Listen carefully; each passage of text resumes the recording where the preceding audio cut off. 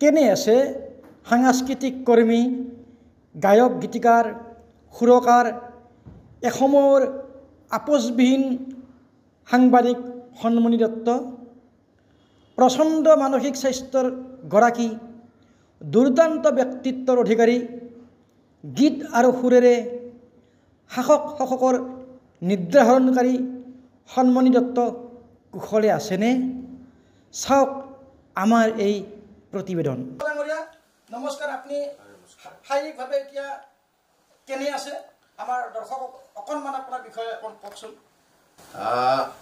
যদি শাৰীৰিক, মই সদায় নিজকে সুস্থ বুলি দাবী কৰোঁ। মই বৰ সুস্থ মানুহ আচলতে। কোনোবাই মোক অসুস্থ বুলি ক'লেহে মোৰ অকণমান দিগদাৰ লাগি যায়। হয়, মোৰ হাৰ্টত 10টা ব্লকেজ আছে বুলি মোক এপ'ল' হস্পিটেলে ডিক্লেয়াৰ দি পেলাই তাৎক্ষণিকভাৱে হাৰ্ট অপাৰেশ্যন কৰিবলৈ কৈছিলে। মই নকৰিলোঁ, নাই কৰা। তাৰপিছত মোৰ 2টা কিডনী বিকল, 2টা কিডনী ফেইল হৈছে আৰু তাৰ কাৰণে মই এতিয়া ডায়েলিচিছ কৰোঁ।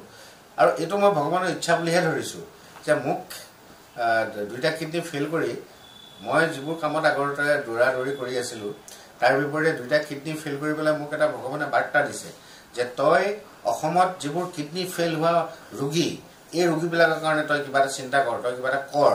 এনেকুৱা এটা যে নিৰ্দেশ বাৰে বাৰে ভগৱানে মোক দি আছে। আৰু সেই নিৰ্দেশটো পালন কৰিয়ে আপোনালোকে শুনি নিশ্চয় ভাল পাব যে মই ইতিমধ্যে অসমৰ 10খন জিলাত 10টা ডায়েলিচিছ চেণ্টাৰ প্ৰতিষ্ঠা কৰিছোঁ, য'ত অতি সুলভ মূল্যত ডায়েলিচিছটো উপলব্ধ হয়।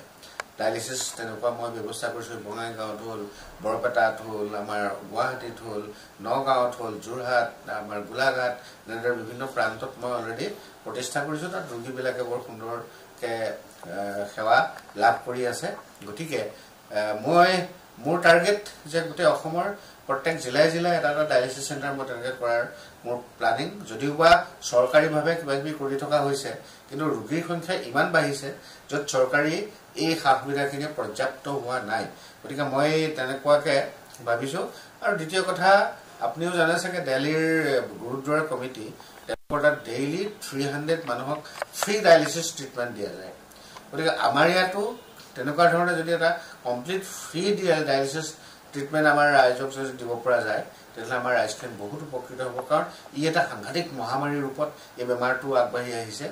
গতিকে মোৰ বেমাৰ হৈছে, গতিকে মই কিন্তু বেমাৰটোক একাষে থৈ মই বাকী বেমাৰীসকলৰ কাৰণেহে মই বেছিকৈ কেনেকৈ ভাল কৰিব পাৰি, কেনেকৈ কি কৰিব পাৰি, মই সেই চিন্তাতহে মই নিজক আজি আত্মনিয়োগ কৰি ৰাখিছোঁ। গতিকে মই কিন্তু সুস্থ মানুহ বুলি মই দাবী কৰিছোঁ আপোনালোকক। ধন্যবাদ।